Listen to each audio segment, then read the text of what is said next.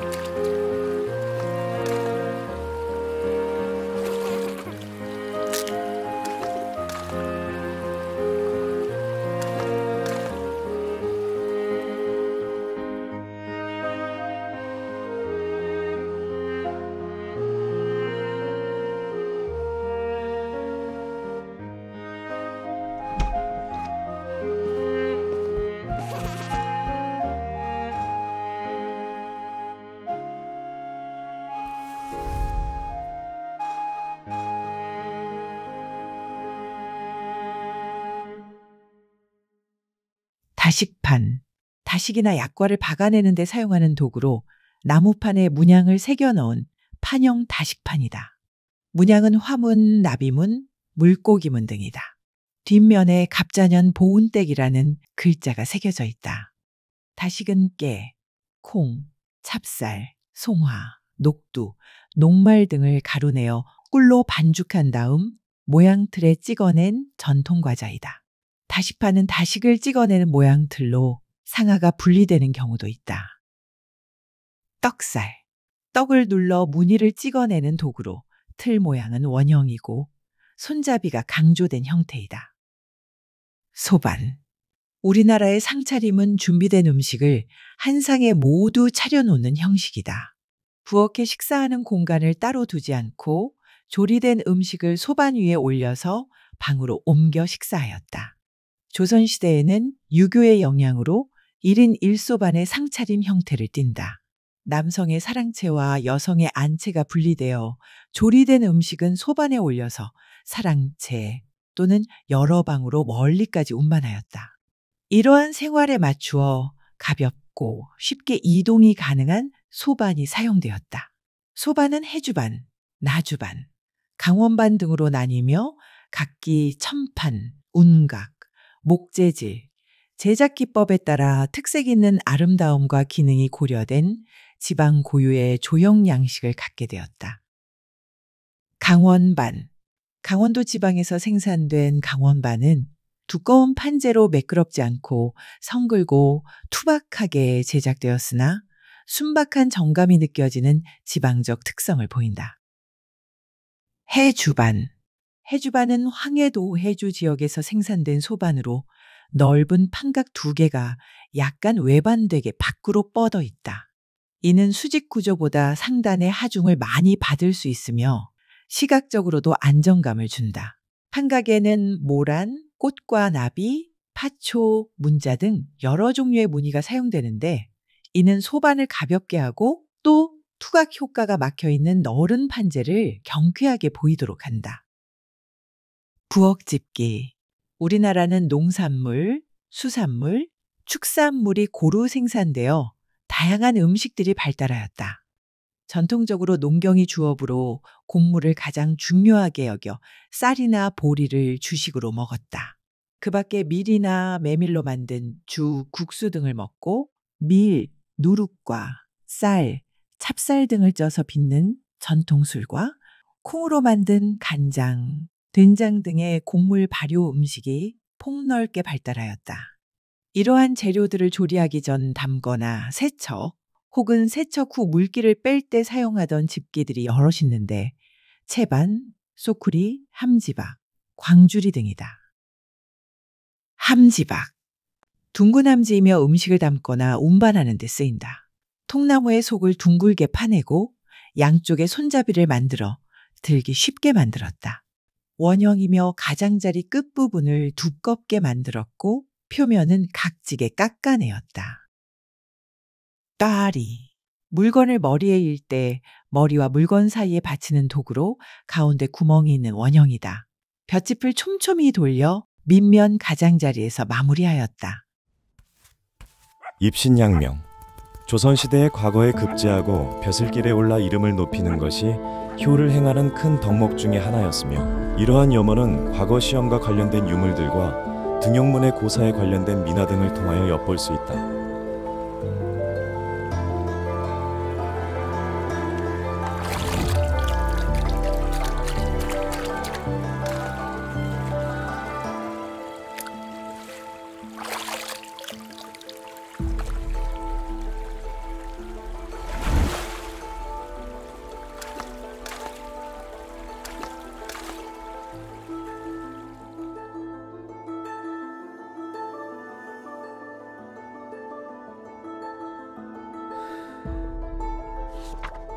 문방 가구.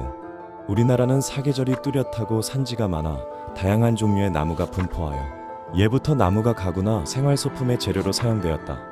목리가 분명하게 생성되어 아름다운 자연 무늬결이 형성된 나무로 만든 목공예품은 한 사람의 일생을 함께하며 손때가 묻고 시간이 흐르면서 더욱 고상한 아름다움을 지니게 되었다. 선비들의 생활 공간이었던 사랑방은 선비의 높은 뜻과 지종, 의리와 명분을 중요시하는 마음을 대변하듯 검소하고 간결한 기물들로 꾸며졌다. 학문을 위한 기본 필수품인 종이, 붓, 먹, 벼루를 중심으로 한 문방용품과 책장, 문가, 서안, 고비 등의 문방가구, 팔걸이, 재떨이, 바둑판 등의 생활용품들이 놓여졌다.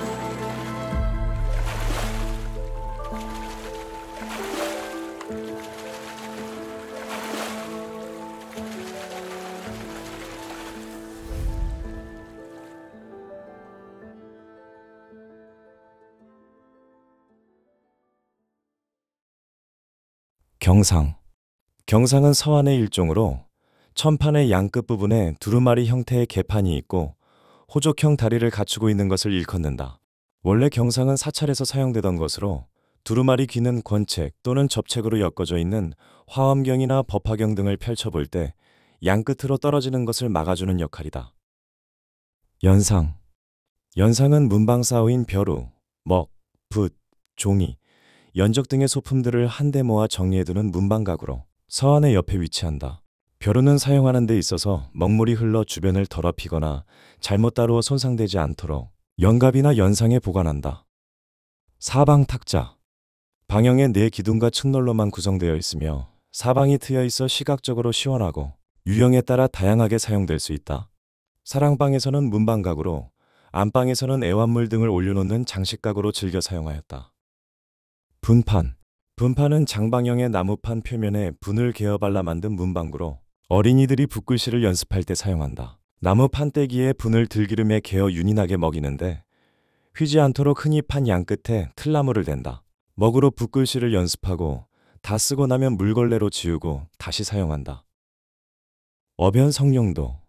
후한서의 등용문에 나오는 이야기를 민화로 표현한 그림으로 도화꽃이 필 무렵 황하의 잉어들은 샌 물살을 거슬러 올라가서 상류의 협곡에 있는 용문으로 다투어 뛰어오르는데 그곳을 넘어서면 용이 된다는 것이다. 불가에서는 어변성룡이 물고기라는 중생이 용이라는 보살이 됨을 뜻하는 깨달음을 상징하기도 하였다. 보통 민화에 등장하는 어변성룡은 잉어가 하늘로 올라 용이 된다는 것을 표현하는데 이는 입신 출세를 의미하여 많은 이들이 어변성룡을 소재로 삼아 그림을 그렸다. 장수, 오복 가운데 최고의 염원으로 오래 살기를 기원하는 것은 삶 자체의 궁극적인 목적이기도 하였다.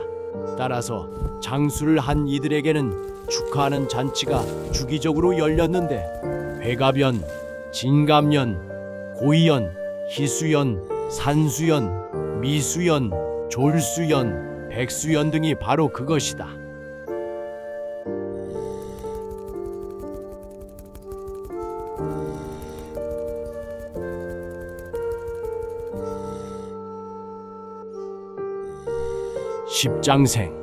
십장생은 예로부터 오래 산다고 믿어왔던 10가지를 한데 모아 불로장생의 상징물로 삼은 것이다. 주로 해, 물, 돌, 구름, 대나무, 소나무, 불로초, 거북, 학, 사슴을 말하며 구성 요소는 조금씩 달라지기도 한다. 십장생은 회화나 자수, 가구, 도자, 금속, 공예 등의 도안으로 많이 사용되어 장생에 대한 우리 조상들의 염원을 담고 있는 상징 체계이다.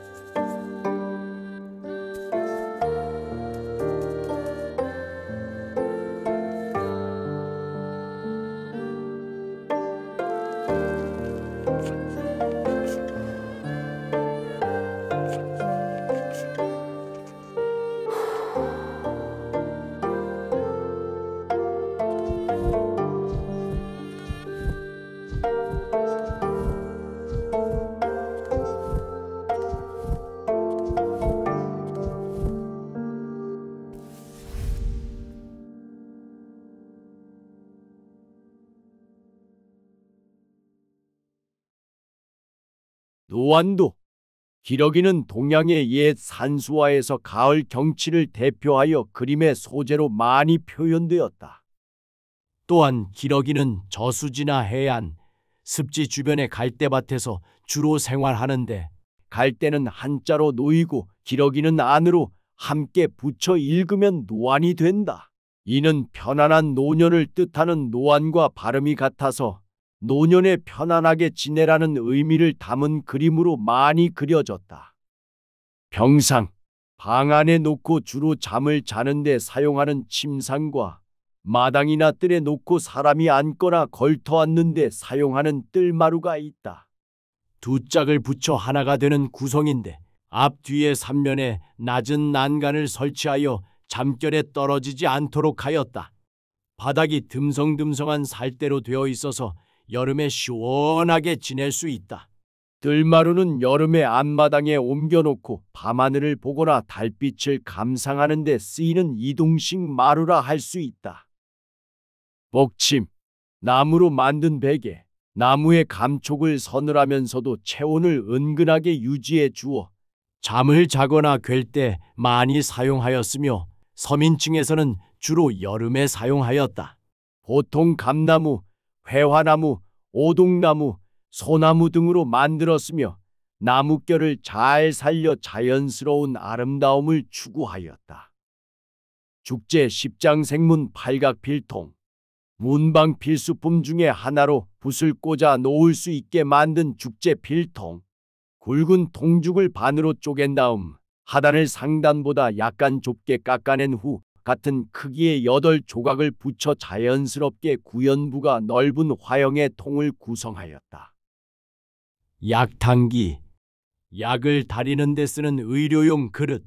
약탕기로서 가장 이상적인 것은 은기이나 은은 귀금속이므로 일반인들은 사용하기가 어려운 대신 오지나 곱돌 약탕기가 널리 이용되었다.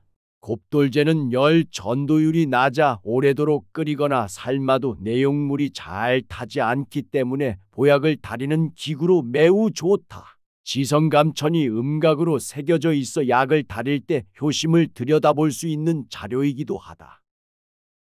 석재담배함, 연합이라 하며 담배설합, 초합 등으로도 불린다.